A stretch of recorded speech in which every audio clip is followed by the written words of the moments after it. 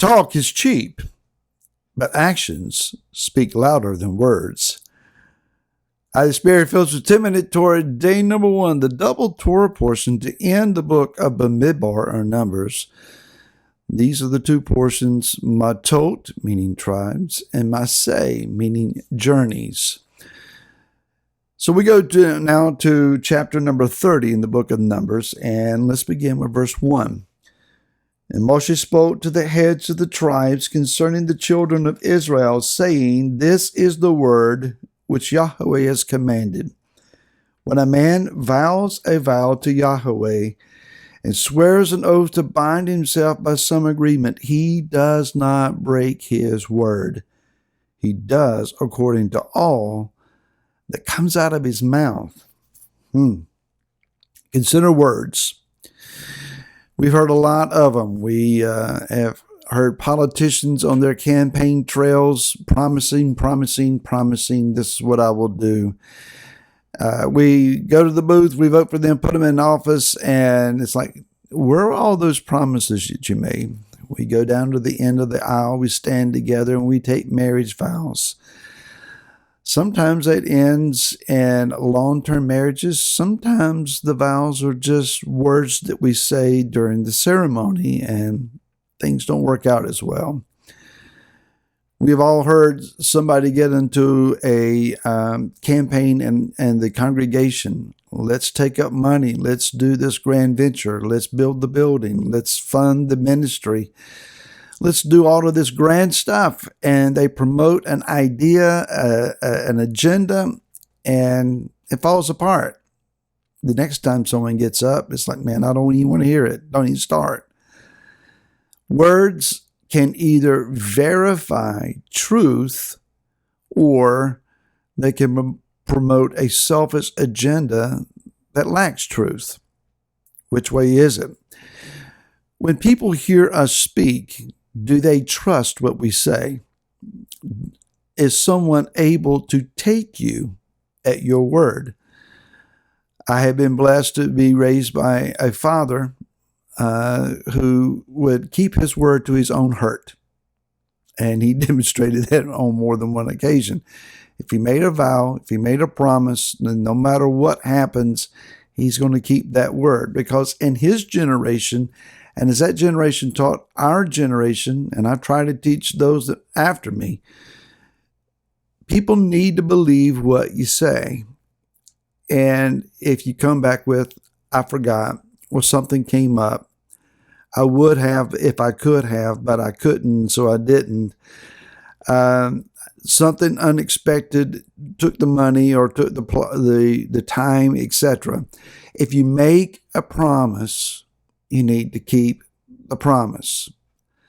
Otherwise, no one will believe what we say, even if we're telling them the truth. In the book of Yochanan, the writing of John, chapter number 6, Yeshua is speaking, and he says a very hard word. He says in verse 53, Yeshua therefore said to them, Truly, truly, I say to you, unless you eat the flesh of the Son of Adam and drink his blood, you possess no life in yourselves. Man, that's a hard word. Now, obviously, he's not talking cannibalism here. He's talking symbolically.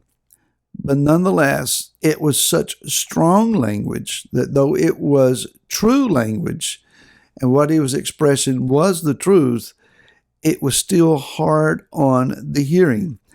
In verse number 56, it says, He who eats my flesh and drinks my blood stays in me, and I in him. Again, a hard reference to begin to grasp and understand. And verse 60, Therefore many of his taught ones, having heard, said, This word is hard. Who is able to hear it?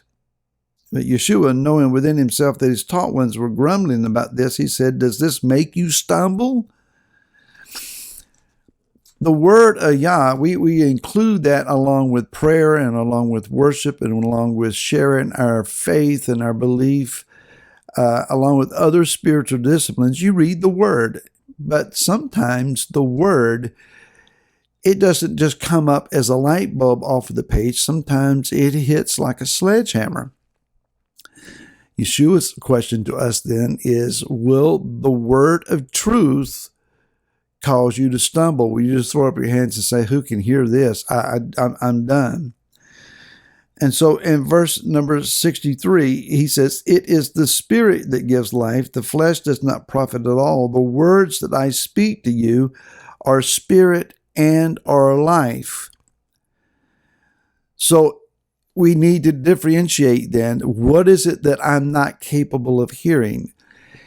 If a word from the word comes to us and we're struggling to grasp it or struggling to facilitate it, struggling to not stumble over it, more than likely, again, not always perhaps, but more than likely, what we're dealing with is the flesh attempt to apply the word, as opposed to allowing it to get down into our spirit, and our spirit hear from the Ruach HaKodesh, the Holy Spirit, and begin to discern and understand what exactly is being said.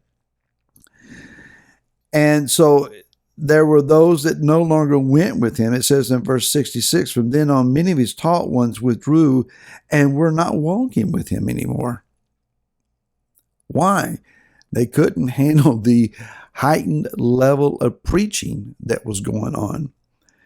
And so he asked, therefore, the 12 in verse 67, do you also wish to go away? And listen to Kepha's response, Master, to whom shall we go? You possess the words of everlasting life. Now, do we want to hear that which is pleasing to us, that which is well acceptable, that which is easily assimilated into our lifestyle, or do we want to be challenged? Well, just preach it, brother. Lauren and I overheard someone discussing their congregation in a retail store some months ago. Two ladies were talking, and one of them said to the other, who was complaining about their church, she said, well, come on over to our place. He's preaching it right out of the book. I'm thinking, well, where else would he be preaching it from? I don't know. Thankfully, there are some preachers who are preaching it right out of the book. Sometimes preaching right out of the book, however, can be a challenge.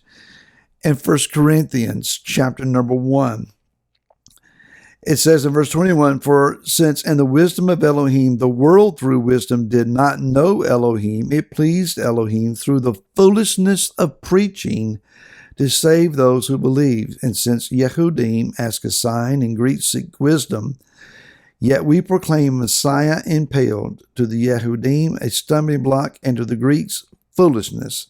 But to those who are called, both Yehudim and Greeks, Messiah, the power of Elohim, and the wisdom of Elohim.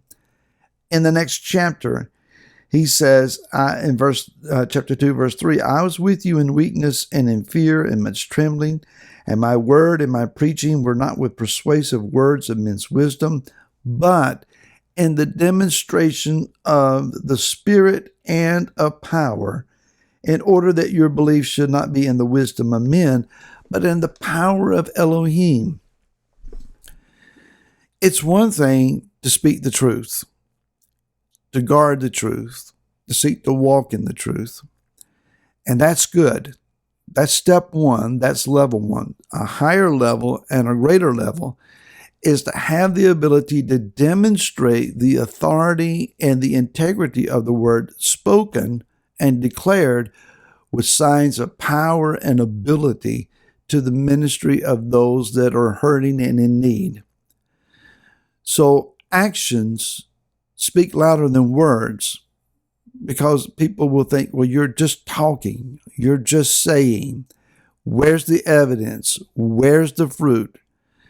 That evidence, that fruit needs to be in us, so that when we speak the word, the credibility and the power of that word is readily available, seeable, and able to be utilized and benefited to someone else.